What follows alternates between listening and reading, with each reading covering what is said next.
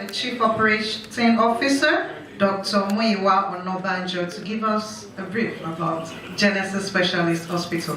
Thank you so much. A round of applause for him, please. Good afternoon, esteemed colleagues. We thought it wise to share our very encouraging and pleasant experience in neurosurgery.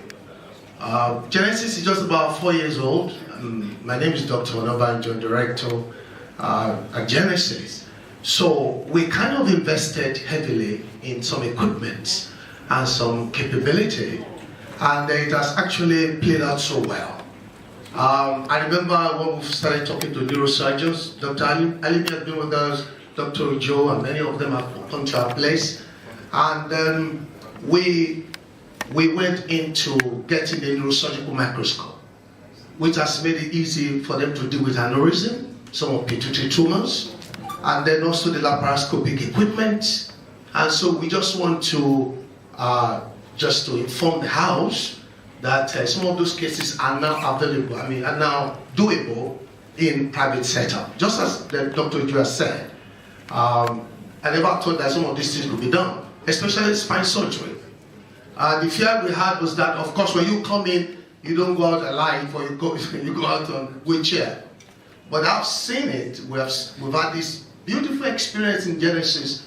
People come in, they get this surgery done, and they go home. And it's been so, so comforting. So we said, okay, let's share with our friends and colleagues so that sometimes, some group of Indians came to us, to my office one day, and they said, oh, come and refer to it. I said, no, there's no need to refer to anywhere. We have the skill set, we have the equipment. One of the another thing that's helped us in Genesis is a well-equipped ICU. Thank you so much. I like the way the applause is going, but I can tell you that Genesis has been a partner with Agpmpn, and they'll be supporting us. And I want that round of applause. The other aspect is that we are admitting Genesis into the network of referrals in Lagos State. Because even all other outside referrals that we're doing, we find out that those surgeons cannot also operate within Genesis. So we'll save a lot of money in transportation, in accommodation, in referring people outside Lagos State when we can do it in Lagos State. So I want to plead with us, especially the zonal leaders, that the network, Genesis, will share the contact phones and the leaflet with us so that we can share within our zone. So on behalf of Agpmpn, thank you very much for partnering with Agpmpn. Thank you very much. Thank you so much, Dr. Tunji Akintade. Thank you so much, Dr. Muyiwa Onobanjo. Thank you again. Let me speak my second language, I'm in Lagos, is Yoruba. Thank you so much. I have another interesting language. Merci beaucoup encore, Dr. Omotayo Ojo and Dr. Victor from Genesis Specialist Hospital. Thank you. It's time to do some ophthalmology, okay? So, did I get it? Ophthalmology. I love that word. It's so interesting, ophthalmology. And they're so, they're different, they're unique. Would like to learn about enhancing the quality of eye care in Nigeria. From the Eye Foundation, please welcome with me, Dr. Aduola Oguru. A round of applause for her, please. She looks lovely. Thank you so much for being here. Good morning, colleagues. And I want to thank the executives of the Association of the General and Private Medical Practitioners in Nigeria, as well as the Planning Committee. I'm really glad to be here to represent Eye Foundation Hospital just to talk about enhancing the quality of eye care in Nigeria.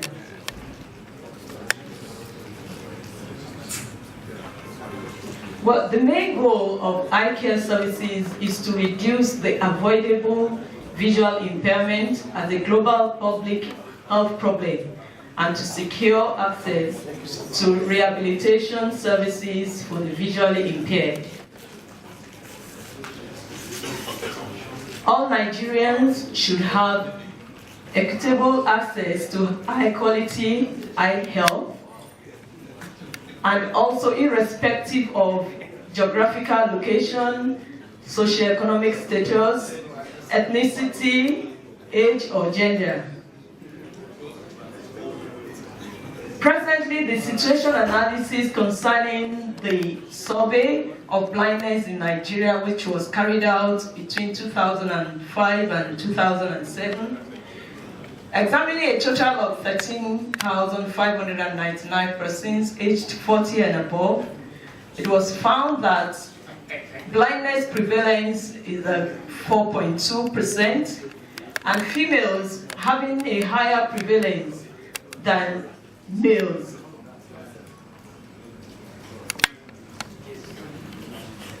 And it was also found that blindness distribution in Nigeria is more towards the northwest, northeast, and also north central, but the southwest and south-south and southeast have lower prevalence than the north.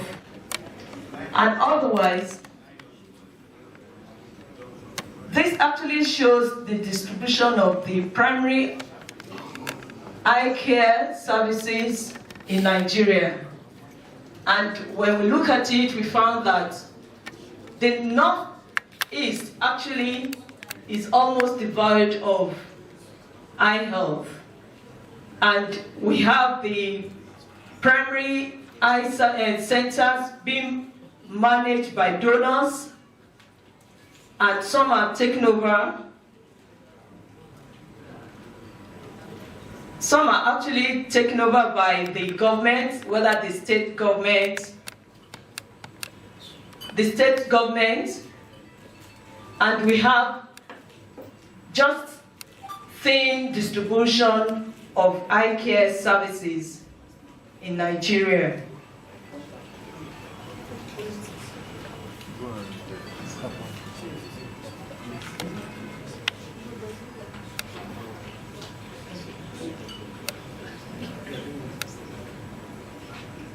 We can see that the causes of blindness, bilateral blindness, is shown on this picture, and we found that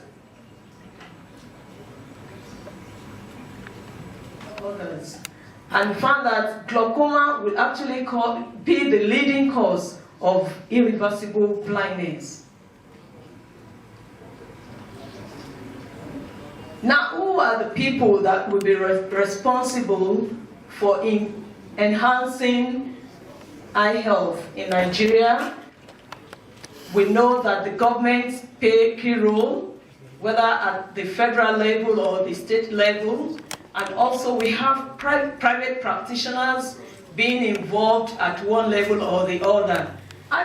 In terms of the business model, it operates the group practice in which you have subspecialists coming together and being able to render services at specialized level. And also there are opportunities for the economies of different skills depending on what the patient can afford, depending on the status of the patient. Access to other patient resources and group purchasing of equipment, investment, and also cost saving when it comes to affordability and how the patient can afford the cost of medical treatment.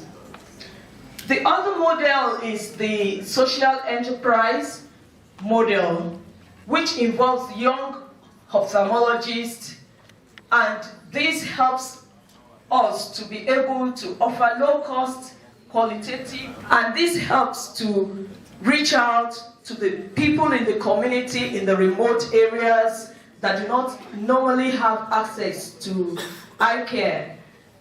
This makes the young ophthalmologists go to the rural area and bring in patients that are blind, whether free or just highly subsidized, and the patients can have their vision restored.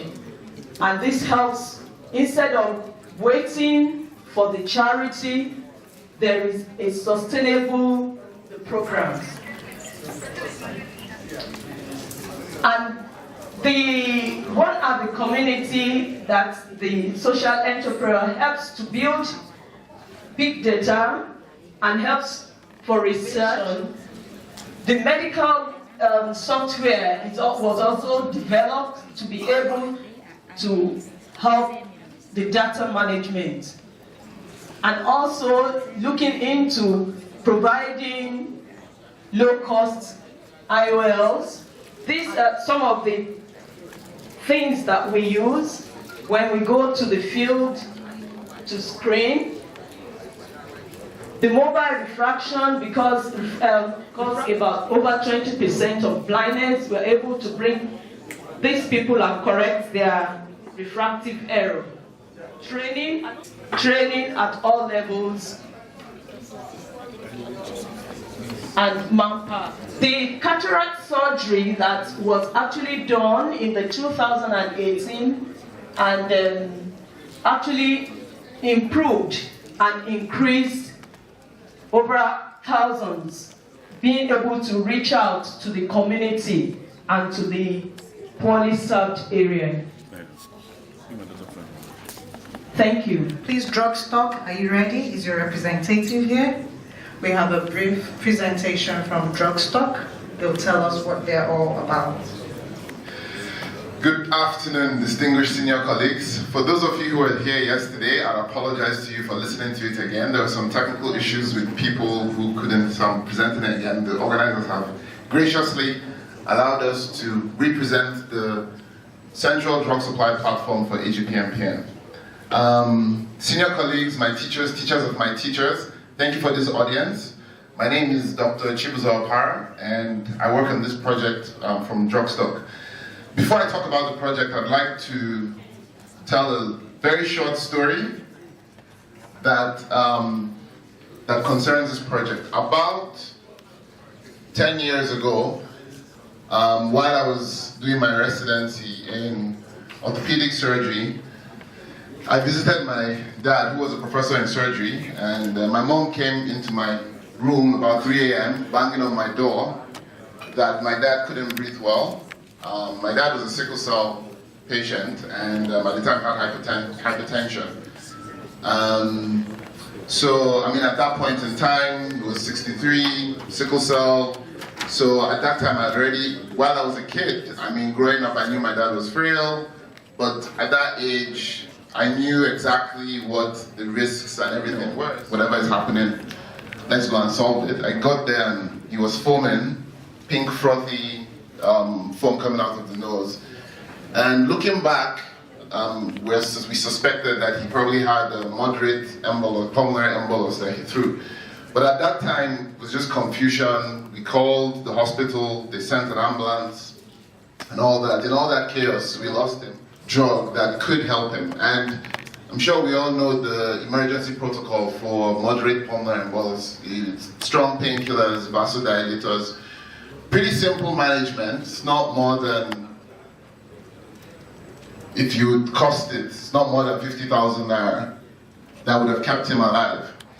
And as a medical family, my mom was a nurse. She was the ADNS of the teaching hospital at the time. My dad was a professor. My brother was a plastic surgeon. I was in my residency. For us, I guess, nobody wanted to go back and examine what happened because it's very painful and you don't want to open old wounds. But while I was doing my residency, the existential question of what exactly are we trying to solve kept bothering me.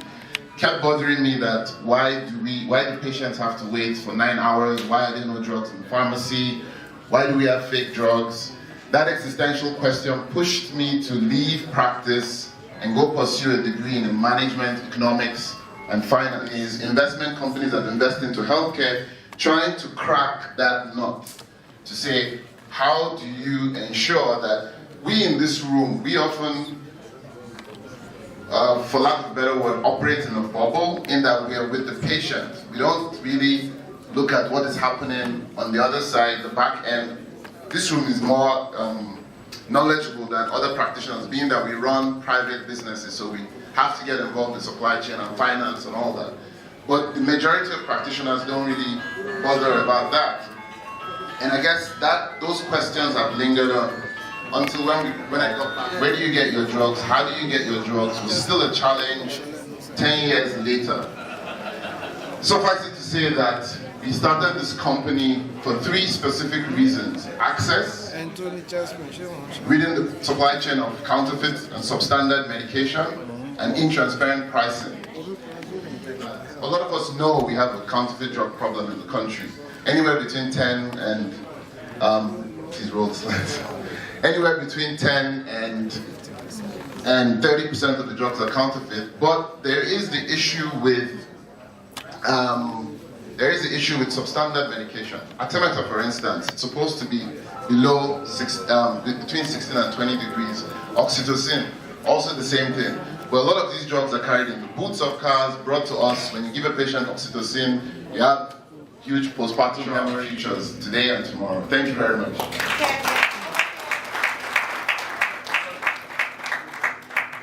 Distinguished colleagues, the reason why about 3 years ago when we came in, the idea was that we are always answerable to the pharmacist, and we are empowering them.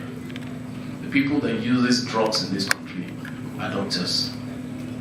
So Agpmpn sat down and said, look, we need to take charge of drugs, because even the pharmacists are not in charge of drug in this country.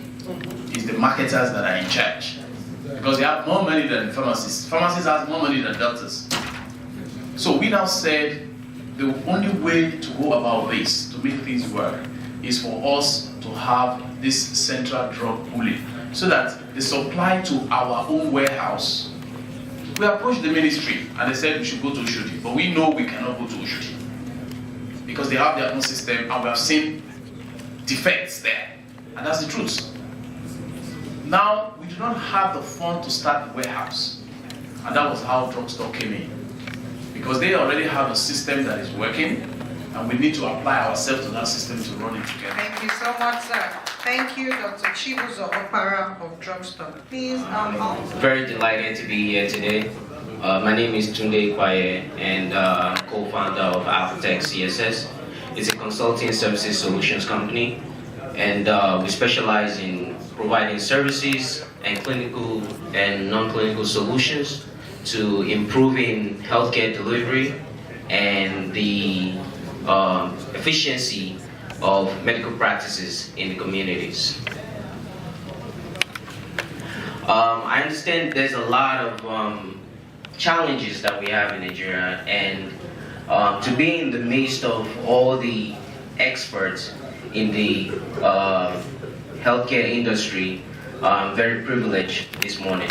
And listening to a lot of presentations from yesterday and today, I've seen that there's been a lot of improvements and innovations to improving care delivery in Nigeria.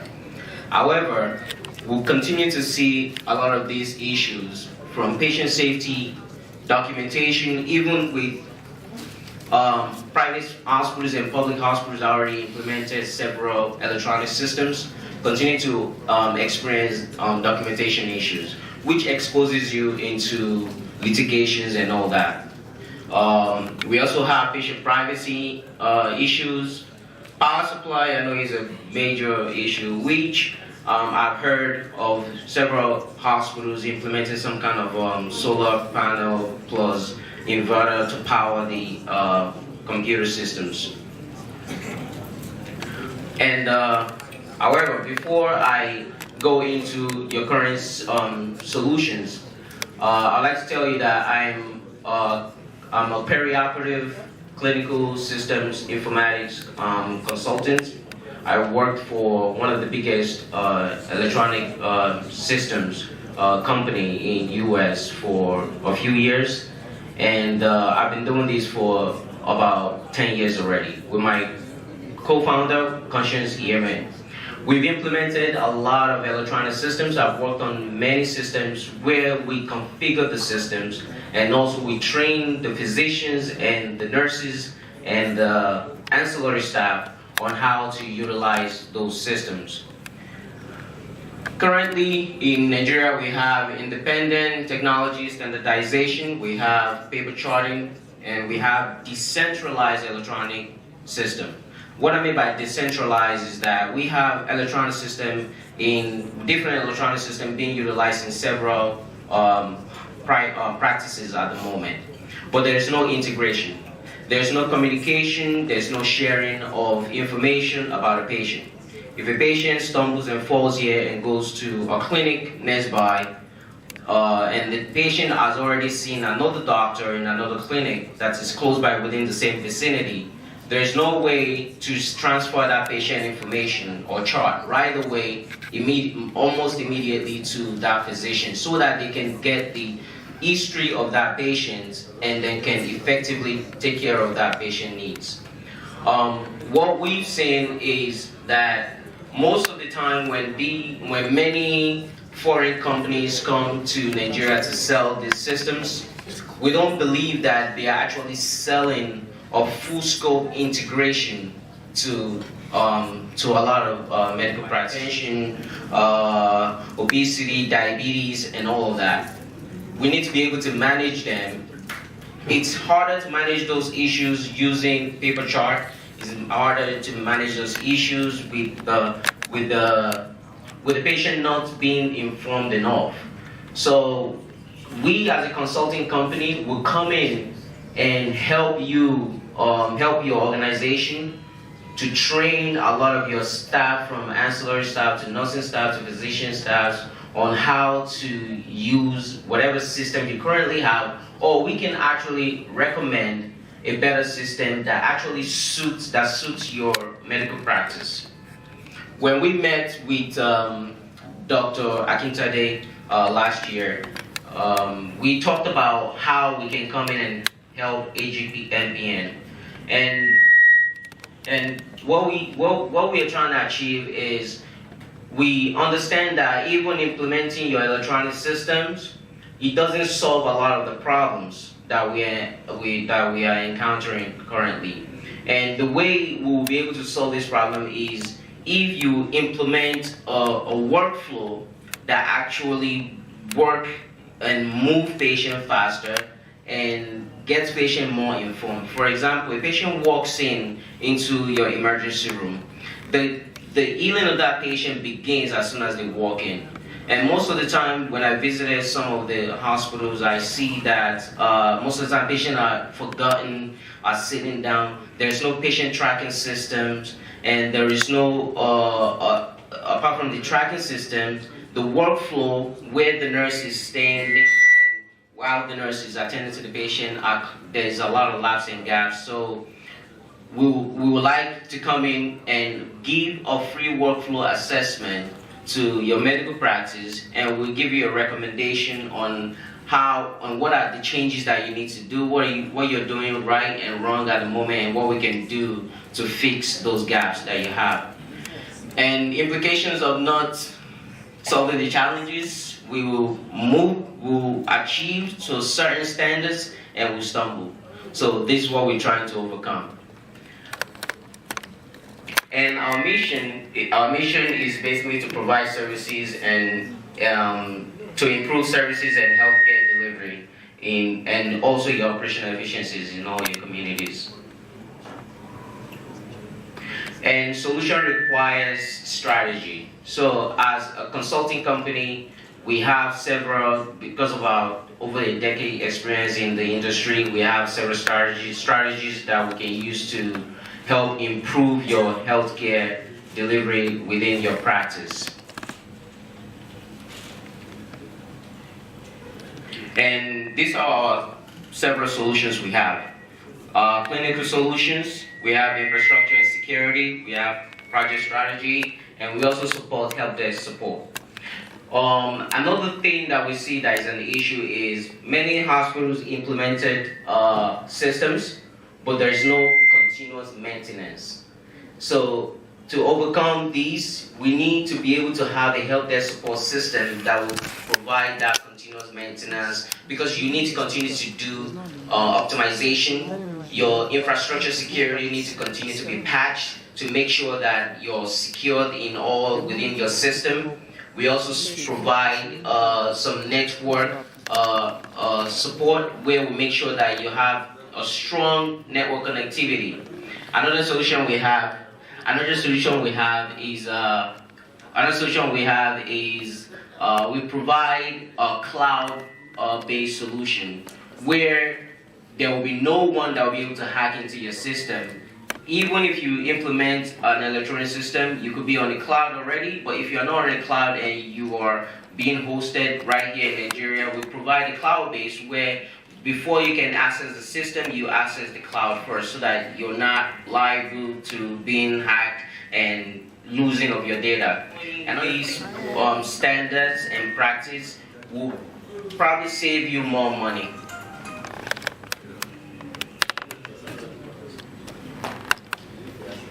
A history about Agpmpn CSS is we are an indigenous company. We want to bring our expertise and our knowledge back to Nigeria because we believe I lived there all my life before I went to the United States and studied there and worked there.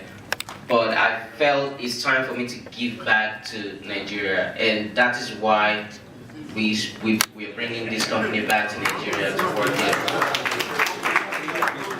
And this is my team. So the benefit that you will gain from partnering with us, because we don't call our clients partners. We don't call our clients customers. We call you partners. The reason why you are a partner is mainly because we work along with you. We don't implement anything and walk away. So we continue to give continuous support to you.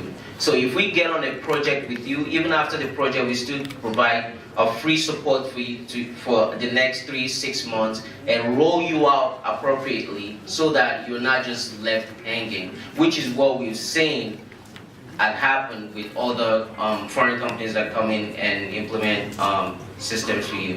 So you'll be getting a lot of value from us. So please, what you can do next, because I'm sorry because of the time, I couldn't give a detailed presentation about the company. You can schedule some time with us to come and actually sit down with you in your office or in your practice and go in details about what we are about and what we can do to support you and help you in the future. Thank you. Thank you. I'd like to invite the Executive Secretary. I'm using my American accents, you know, I got it from the United States of Idiaraba. You know what I'm saying? Yes, you know what I'm saying? Thank you. So the Executive Secretary, our Facilities Monitoring Agency Accreditation. Before I chop my, you know, let me use my I should take it easy, thank you. From Agpmpn, Dr. Abiola. A round of applause for her, please. Good morning, everyone. My senior colleagues, I'm Abiola from Agpmpn. I'm going to be presenting in brief what we are.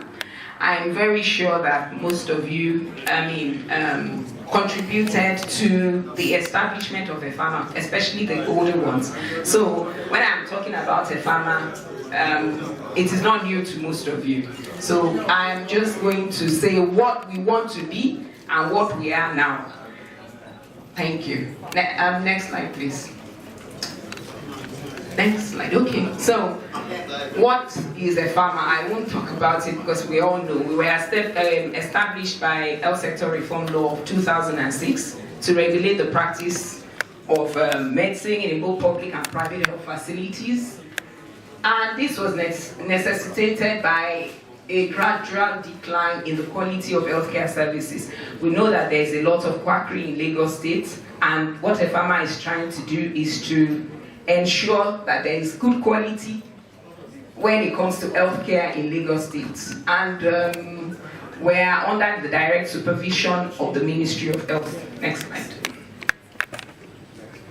Okay, currently we still operate under our parent body, but we now have our own mission and vision, and we have our core values. Next slide.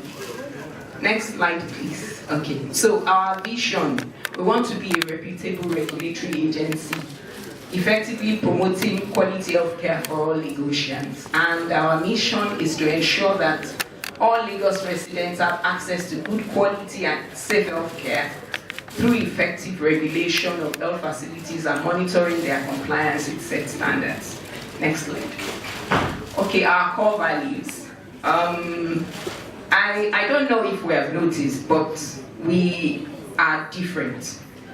We want to stand out. Professionalism, excellence, integrity,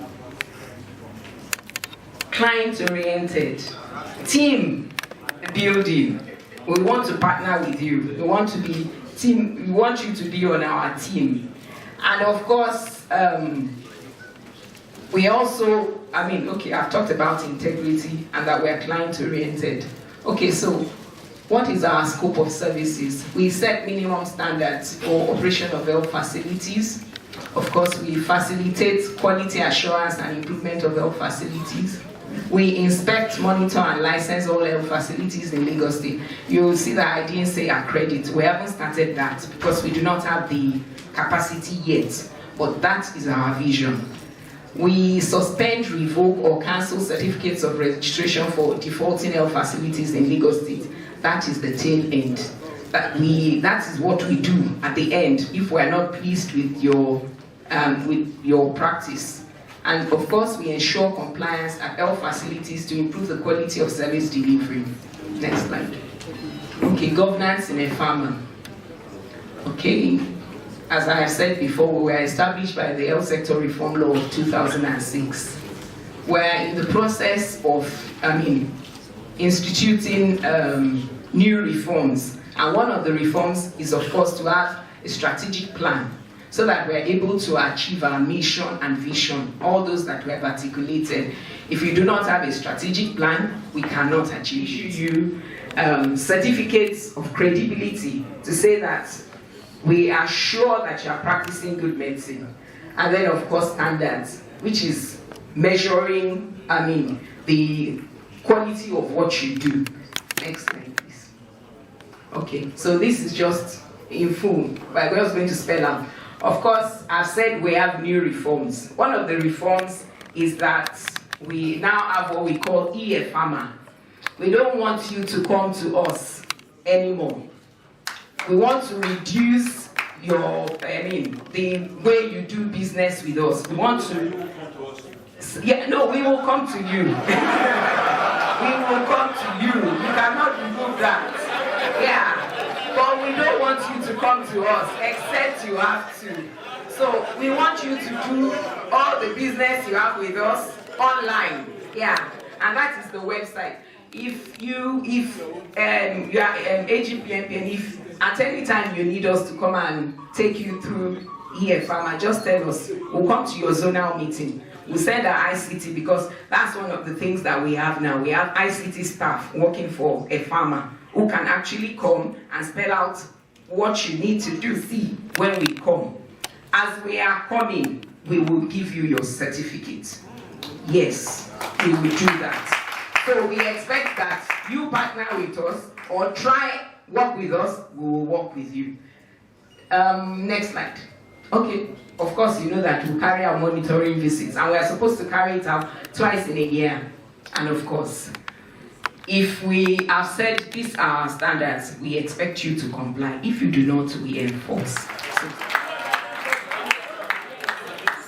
Thank you so much, Dr. Abiola Idowu, Executive Secretary, EFA. The new years came on board. The first meeting we had an agreement. And we said, Agpmpn, we need us to partner with FMR so that this administration can succeed. And we had that agreement. And we said, we gave our word that we're going to make this our administration to succeed. There is a lot of reforms, just like she said, that are going on. But I want to speak on two issues that she has said here. We're still going to have a debate. The first one is that they are going to come and give us a certification. A farmer does not have that certification. Is not satisfying. It's not certifying anything. It's just certifying Lagos State. Because all accredited agencies all over the whole world, they themselves go through accreditation.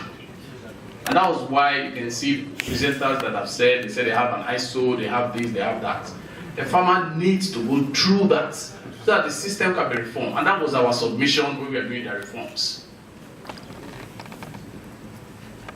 She also mentioned the issue of they are not a revenue collector. I'm sorry, I disagree with that. And I'll tell you why I disagree. Internationally, why we have accreditations in other countries, even in Ghana here, registration, yes, you will pay money. What are you paying money for renewal? What is the renewal?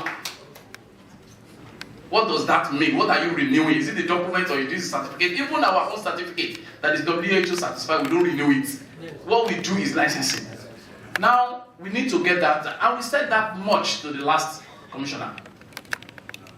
Now, the challenges we are having here, when the board was still under Lagos State Registration Board, and it's unfortunate, and I've said it openly, it is within us that brought this issue of money into a family.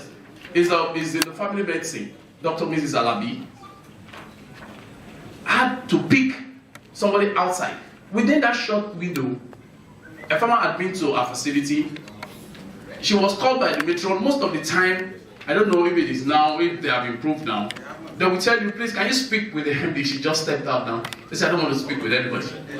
We have recordings of a farmer monitors where they will walk into your facilities and they will now say, these doctors, they are always messing up nurses. We have recordings. We have recordings of them. Unfortunately, the doctors within a farmer, we want to engage them outside. So now to let them know that the profession, you are part of those that are running it down. You can never put a doctor under, you cannot subsume the authority of doctors anywhere.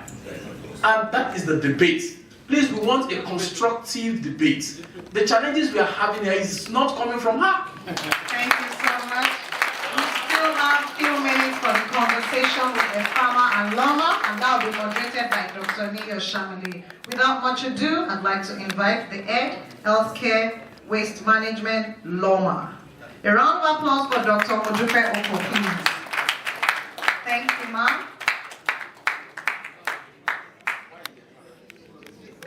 Chairman of Agpmpn. I was wondering if I should come up and continue because he has taken over the stage. Anyway, let me go straight to the point. Modupe Oko, I head the Healthcare Waste Management Services of Lagos Waste Management Authority, LOMA. So basically, I've had questions from people asking me, what's the medical doctor doing in waste management? I'm sure nobody will ask me that question here, because we know waste management is actually a public healthcare tool, and we should be the custodian of it. Now, yes sir, thank you very much. So what do we do in the Healthcare Waste Management Services of LOMA? What we basically do is to manage your waste, to ensure that your waste that you generate in your facility is properly managed, properly collected, properly stored, transported, treated, and disposed of. So we don't have the circle of infection and reinfection. I'm not going to teach anybody here because you're all medical practitioners and we know the hazards of improper waste management.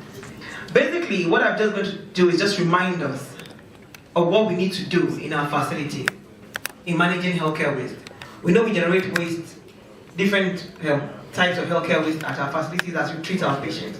I listened to all the interesting presentation, surgeries, treatment, and I'm like, wow, very interesting. But who actually takes care of the end product, the waste that can actually be the beginning of another circle of infection, another circle of treatment. So that's why we are here, to make sure that we don't start another circle of treatment after having completed one. So basically what we do is, we're interested in how you manage your waste. When you generate your waste, what do you do with your gloves? Do we just leave the theater, leave our patients? What do we do with it? We have 3 bags for different kinds of waste. I'm sure we all know that. There's no need to bore you. Do we all know that do we all have it in our facility? Because that's one of the things that FMI helps us to monitor. We have different color-coded bags, different bins for it, and then we pay our collectors to come and pick up our waste. Every healthcare facility that is represented here, I believe you are fully registered with LOMA, because that's what you need, all of the criteria you need for your FMI Rely. I'm scared to use the line because he will tell me it's not accreditation now. So, your FMI licensing, it's part of what you need to do to license, get your license, annual license. So basically what we do is we send you operators. We have 2 operators per healthcare facility.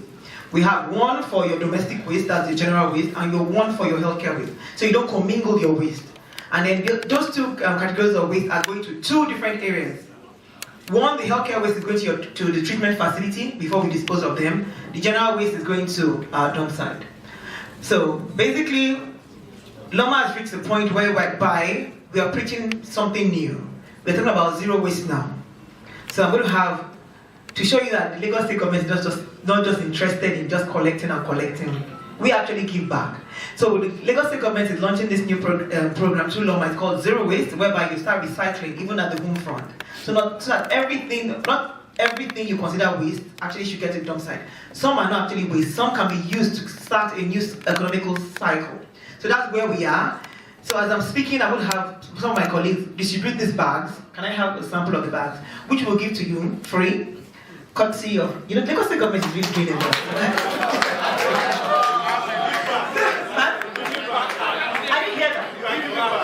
Yes, now we're giving back. We are always interested in giving back. So that when we come to look at what your process is, you can be assured that we're not compromising standard. So this is what it is. I won't go. This is what we have now. Even at that, initially when we started the healthcare program thing, we were giving out free color-coded bags. Yes, Lagos were actually giving out free color-coded bags, the yellow bags. You know what? The chairman, I'm using his language. He said when a child is born, he has to learn to what? Work, crawl, and run. How long does this child want to crawl? Sincerely. How long do you want to go? We felt the child was old enough to stand on his own and actually run. But now if you are telling us the child is not, it's back to the crawling stage, we'll look at it and then we'll work out something. But going forward, we're going to have a general training program for all healthcare facilities in Lagos State. So what we are going to do in that is we want all your state representatives to be free of charge. We're partnering with a farmer. What we're going to do is to train your staff on handling of healthcare waste. And at that training facility, for all facilities in Lagos, and all facilities, over 3,250 private facilities, we're going to train you, and we'll have to give you the free color-coded bags again.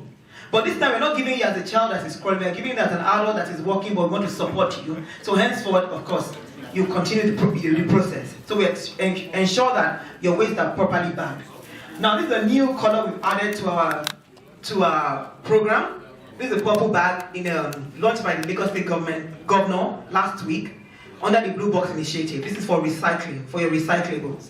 And we're going to give it to the household for a year free, and then after that, we expect the child should have grown, and then you take it up from there. So basically, what are you going to put in this purple bag? What we have in the purple bag is going to be your recyclables, any plastic recyclables. We have recyclers that can pick it up and actually turn it to economic value. What we found out that most of the things that get to our dump site shouldn't be there in the first place. Because we have recyclers that are interested in turning these things to other products and to make money. That's another economic scheme that we're actually wasting. So we've introduced that now at the household level, and we hope everybody would actually key into that and have partner with Lagos State government in recycling our waste. The Lagos State government made a pronouncement that there will be tokens, there will be lotteries, depending on how much you can actually recycle, just to actually make sure everybody is on board with that. Then on the issue of, I'm sure you have a lot, if you have questions, I'm going to be sitting there to listen to your questions. But basically, We hope everybody here, we believe everybody here, we are confident everybody here is duly registered and is not commingling waste. You're not giving your medical waste to your domestic operators, you're not commingling your waste, and you're doing the right thing. I believe you're all doing the right thing, so I won't bother educating you on that. I won't bother educating you on that. Thank you very much, and then to have that distributed to everybody here. Thank you. Thank you so much, Dr. Modupe Oko. A quick reminder, please write your questions, give them to the ushers. I'd like to invite to the top desk here, Dr. Modupe Oko again. Can we give her a round of applause? The Healthcare Waste Management, LOMA. And of course, Dr. Abiola Idowu, Executive Secretary, Agpmpn. And the moderator for this session is none other than the CEO, Premier Medical Systems, Dr. Nii Oshamilui, popularly known as DocuLink. Thank you. Thank you so much. Once again, Dr. Abiola Idowu, thank you so much for making our time to be here. Dr. Modupe Oko, thank you so much. So we have some questions there. If you have additional questions for them, so it's your questions that they are going to be answering. They're here primarily because of you. We've got some of those questions here, and I'll be taking them. Can we have the other mic? Can you explain what happened recently at Premier Hospital after record purposes? Okay. A farmer got a complaint that a patient was mismanaged at Premier Hospital, and of course, as our mandate, we visited the hospital. At the hospital, we introduced ourselves at the reception desk, requested to see someone medical, and the receptionist said she was going to. I went there. I went with someone, and the two directors went from a farmer, and she said she was going to pass me to see the chief matron, and I said no. I would rather see the director of clinical services. And she called an admin officer to come and see us. And then the admin officer said he was going to see us at the reception. And I said, you are sure you would want to see us at the reception? And he said, yes. And we sat down and discussed. I said, what happened? Can you just give us a brief history if you think that you can? And he said, no, it's been handled by the police, and it's with our, you would have to, go to our, and that is not, what we want is for you, if anything happens, to tell us, okay, this is what happened, this is what transpired, and we resolve it. And so, since the admin officer was not forthcoming, we left a message, and we left. And that's what happened. Okay. All right. Thank you so much. So there's a question also to Agpmpn. What can we do with overzealous agents of Agpmpn when they visit our facilities? All right, overzealous. Okay, I'm going to say that having overzealous agents in Agpmpn is a thing of the past. If it is not, you can seek redress. There have been instances where even if there is a closure notice for us to address, I apologize. But that does not take away the fact that there has been infractions. I apologize, and I also call the officer to apologize, and bear me witnesses in this hall. I call, they apologize if there are infractions. But if there are infractions, you still need to attend to those infractions. And that's the honest one. Thank you so much, ma'am. Yeah. For LOMA, why is LOMA not paying for our waste collected? Why is LOMA not paying for our waste collected? Yes. Oh. The question should be, why is LOMA not paying for the recyclable, not your waste?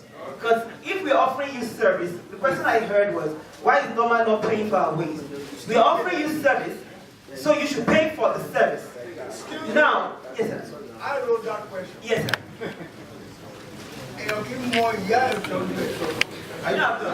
So why is LOMA not paying for our waste? We're offering you service to move your waste. So you should pay for the service that we are rendering. So now, the question, if I take it the other way, if I didn't understand the question, and it says, why are we paying for recyclables? Really, I'm looking at that question. Maybe I don't understand the question. What I heard clearly is, why is Norma not paying for our waste?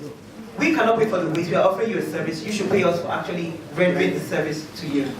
Thank you so much. So you can read. Yeah. All right. Thank you. For a farmer, private practitioners need support from government, especially the distribution of patients in the incoming Lagos State health insurance. We, the private practitioners, make our drainage, cleaning and staff. Pretty much, this person is asking, why can't the government support private practitioners based on all that they do? Can you comment, ma'am? Yes, I would say that at least government supports in the area of training, immunization is given free. So that's a kind of support. And practitioners. So in addition to that, we actually, like I said earlier when I was speaking, that we are going to give free training to all healthcare facilities in Lagos State. Basically, we are partnering with the farmer to talk about waste handling, and I said, and if you remember, I actually said even at that training, we're going to give free color-coded bags and safety boxes. So let's look at government as one unit, not just a farmer, it's one Lagos State government, and we are partnering in different ways. All right, thank you. For Loma to, how much, I think it's a follow-up to the previous question, how much is Loma going to give us for providing materials for recycling? I think you already answered that.